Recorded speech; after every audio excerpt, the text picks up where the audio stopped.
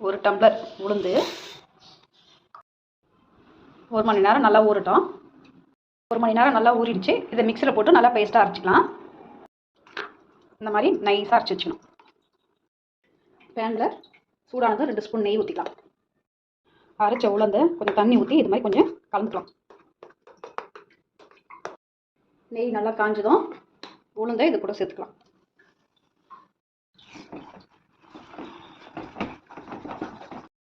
உங்களுக்கு தேவைன்னா நல்லெண்ணெய் ஊற்றிக்கலாம்.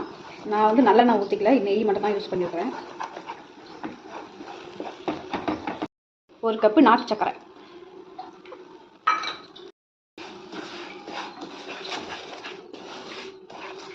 சர்க்கரை போட்டதும் கொஞ்சம் தண்ணி பதத்துக்கு வரும்.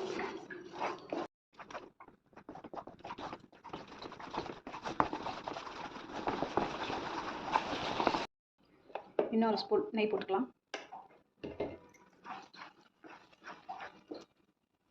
அவ்வளவுதான், நம்ம உளுந்து அல்வா ரெடி. இது போல் ஒட்டாமல் வரணும். அப்படியே நம்ம ஊற்றுற நெய்யெல்லாம் அப்படியே திரண்டு வெளியில் வரணும். இந்த பதம் வந்துச்சுன்னா அல்வா ரெடின்னு அர்த்தம். உளுந்து அல்வா செஞ்சுருக்கேன். ட்ரை பண்ணி பார்த்துட்டு எப்படி இருந்தது சொல்லுங்கள். உங்களுக்கு பிடிச்சிருந்தா லைக் பண்ணிக்கோங்க. மறக்காமல் சுகன்யா கிச்சனை சப்ஸ்கிரைப் பண்ணிக்கோங்க. ஓகே ஃப்ரெண்ட்ஸ், பாய். அடுத்த வீடியோவில் பார்க்கலாம். டாடா.